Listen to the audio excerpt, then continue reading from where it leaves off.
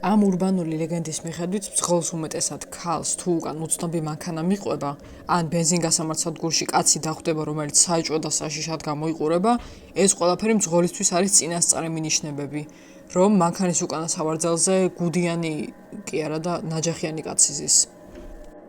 ამ გამაფრთხილებელი ამბის კიდევ ერთი ვარიაცია, რომელიც ამერიკის შეერთებულ შტატებში გავრცელებულია დაახლოებით 90-იანი წლებიდან ასე გამოიყურება.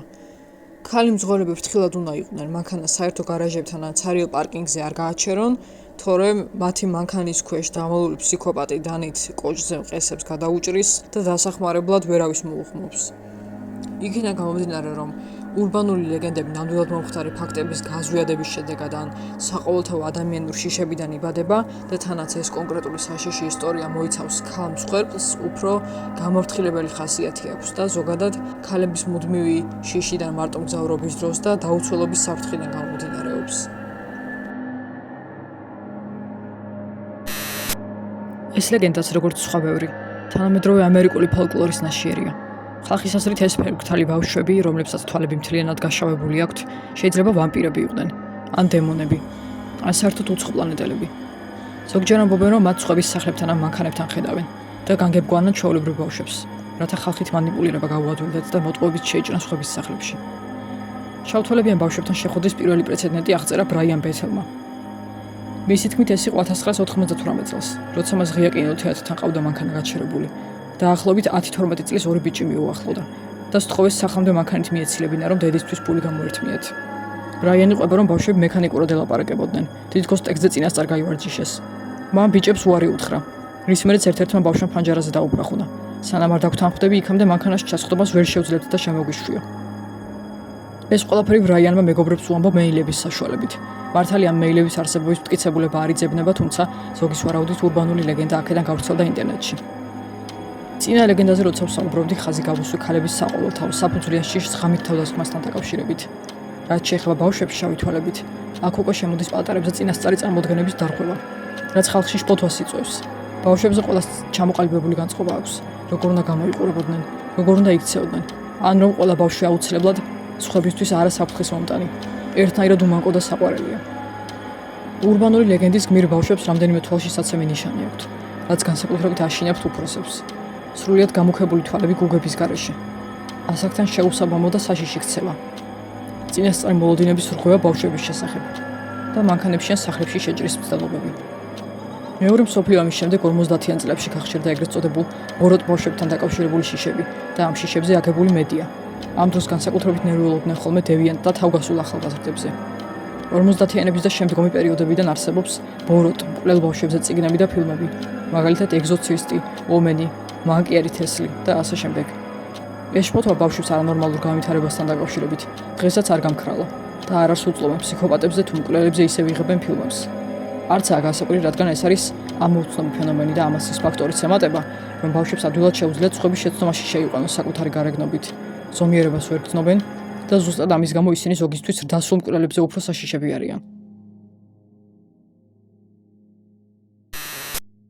აქ ცლილი კანით დაფარული, დანახშირებული, დამწვარი ხორცის აუტანელი სუნით გარშემორტყმული დაბინტული სხეული, რომელიც ბოროტ სულს ეკუთვნის. მონსტრი კალიფორნიიდან, ოუჰაის ველიდან. ასევე ამერიკული ურბანული ლეგენდა. ჩემზე ზოგადად ძალიან სტრესულად მოქმედებს ხოლმე ადამიანის ცოცხლად დაწვასთან დაკავშირებული ისტორიები ან ფილმები. არ ამგონია მაგ ხრო გამონაკლისი ვიყო. ცეცხლი ჩემთვის ზოგადად სხვა სტიქიებზე უფრო საშიშია და თან ყველაზე მტკივნეულ სიკვდილის გზებს შორის ცოცხლად დაწვა პირველ ადგილზეა. სან ანტონიოს ამოჩენებას ბევრი სხვადასხვა თეორია უკავშირდება. პირველი. 1958 წელს მამაშვილი ხანძარში მოყვა. მამა საშინელ დამწვრობებს ვერ გადაურჩა და დაიღუპა, ხოლო შვილი ტრამვებისგან მენტალურად არასტაბილური გახდა. სანამ დახმარება მოვიდა და შვილმა მამას დამწვარი კანი გააცალა, სხეული ხეზე ჩამოკიდრა და თვითონ ტყეში გაიქცა. მეორე თეორიაშიც, როგორც პირველში, რომელიღაც ხანძარზეა საუბარი, კალიფორნიის ტერიტორიაზე, არაა დაზუსტებული რა ვითარებაში გაჩნდა ეს ხანძარი, თუმცა მეორე თეორიაც ამას ეფუძნება. ამ ვარიანტში მამაშვილის ნაცვლად ცოლ-ქმარი ხდება ცეცხლის მსხვერპლი. ცოლი, რომელიც ცეცხლმა მთლიანად შთანთქა, განწირული ყვიროდა და ქმარს ეძახდა საშუალად. მაგრამ ქმარს იმდენად საშინელი დაზიანებები ჰქონდა, რომ განადგურებული და გაშიშებული ეგდო. ცოლი დაიღუპა. კაცი არ მომკვდარა, გახდა შარმენ და ხალხს ჯერა, რომ ამ დღესთან ახლოს თუ მიხვალ და დაიძახებს სიტყვის მიშველეთ, შეიძლება გამოვარდეს და თავს დაგესხას. მესამე.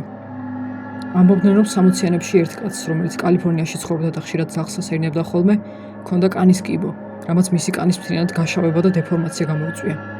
შეიძლება ზუსტად ეს ადამიანი იყოს ამ ურბანული ლეგენდის პროტოტიპი და სინამდვილეში ხანძარს არ უკავშირდებოდეს.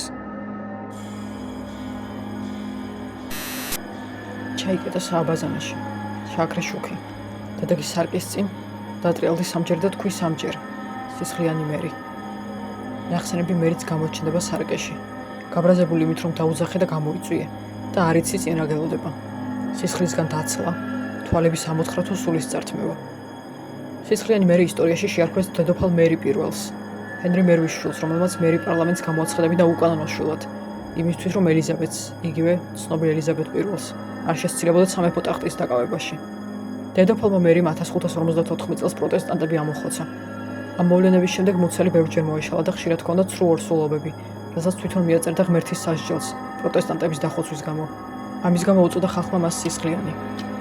რაც შეეხება სარკეში ჩახედვის თამაშს და სისხლიანი მერის სახელს, ამას ყოველთვის თამაშის სახე არ ჰქონია, რომელსაც 21 საუკუნეში პარანორმალური საშინელებათა ფილმების სიუჟეტად გამოიყენებდნენ. ადრე ქალები სარკეში საკუთარი მომავალი ქმრების დანახვას ცდილობდნენ ხოლმე.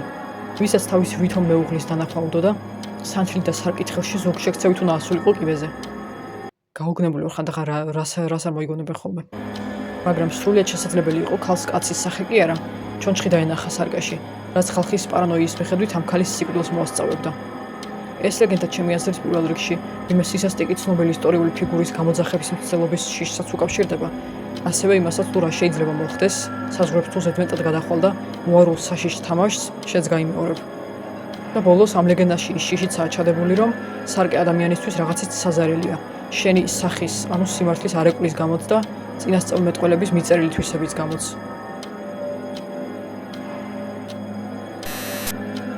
მეორე მსოფლიო ომის შემდეგ იაპონიამ რადიკალური ცვლილებები და ბევრი ტრაგედია გაიარა. ბევრი რამ მათ შორის ანიმე, გოძილა, ანუ გოჯირა, როგორც იაპონელები უწოდებენ, სხვადასხვა ურბანული ლეგენდა და ასე შემდეგ, არის ზუსტად ომის შემდგომი აზროვნების ნაყოფი, რაც ძალიან საინტერესოა თავისთავად. თითქოს მთელი ერი საკუთარ თავს ფსიქოლოგიურ თერაპიას უტარებს ხელოვნებასა და მითიურ ქმნილებებში ომის ტრამვების გადატანით. ტეკეტეკეც არის ზუსტად ამ პერიოდიდან არსებული საშიში ისტორია გოგოზე, რომელსაც ფეხები არ აქვს და მიწაზე იდაყვებით დახოხავს. იაპონურ კულტურას და ზოგადად აზიურ მითოლოგიას იშვიათი უნარი აქვს ეგზისტენციალურად შეგაშფოთოს. თუ დასავლური საშიში ისტორიები უფრო შემეშინდა საერთოდ არ შემეშინდა დადის, იაპონურ ურბანულ ლეგენდებს როცა მოისმენ, არ არსებობს არ დაიზაფრო. ერთ-ერთი ვერსიით ეს მონსტრი შემდეგნაირად გაჩნდა. რამდენიმე კაცმა გოგონა მატარებლის ლიანდაგზე მიაბა და მატარებელმა გავლიცას მას ტანი შუაზე გაუჭრა, მაგრამ გოგო მაინც გადაურჩა სიკვდილს და ამის შემდეგ შურის მაძიებლად იქცა. სხვა ვერსიით ახალგაზრდა ქალზე, კაშიმა რეიკოზე მეორე მსოფლიო ომის დროს ამერიკელმა სამხედროებმა სექსუალურად იძალადეს და მას სიცოცხლის დასრულებას სცადა ლიანდაგზე გადახტომით, რის მერეც მატარებელმა ის შუაზე გაჭრა. სასიკვდილო დაზიანებების მიუხედავად კაშიმა არ მომკვდარა, როგორღაც სადგურამდე მიაღწია. ყინვამ სილხწარვები გაუყინა და ამის გამო არ დაცრილა სისხლისგან. თუმცა არავინ დახმარებია, მარტო ბაზარში დახლებზე რომ ლურჯი გადასაფარებელი ქსოვილია, ეგ გადააფარეს და შეატოვეს სიკვდილს. თუ მის შესახებ გაიგებ, სამ დღეში აუცილებლად შეხვდები თვითონ მოჩვენებასაც, ლეგენდის მიხედვით, რომელსაც ვერც გაექცევი, მანქანითაც კი და ვერც დაემალები. და როცა მსხვერპლს დაიჭერს, შიშველი ხელებით გაახლეთ შუაზე. ყველაზე საშიში მაინც ისაა, რომ მისი გამოჩენის უნდა შეგეშინდეს ჩვეულებრივ ადგილებში, მატარებლის სადგურები, დაბნელებული ქუჩები და ასე შემდეგ. ამიტომ ქუჩაში თუ ასეთი ხმა გაიგონე, უკანაც კი არ უნდა მიიხედო, ეგრევე უნდა გაიქცე. მაგრამ თუ ვერ დაემალები, სად გარბიხარ, არ ვიცი.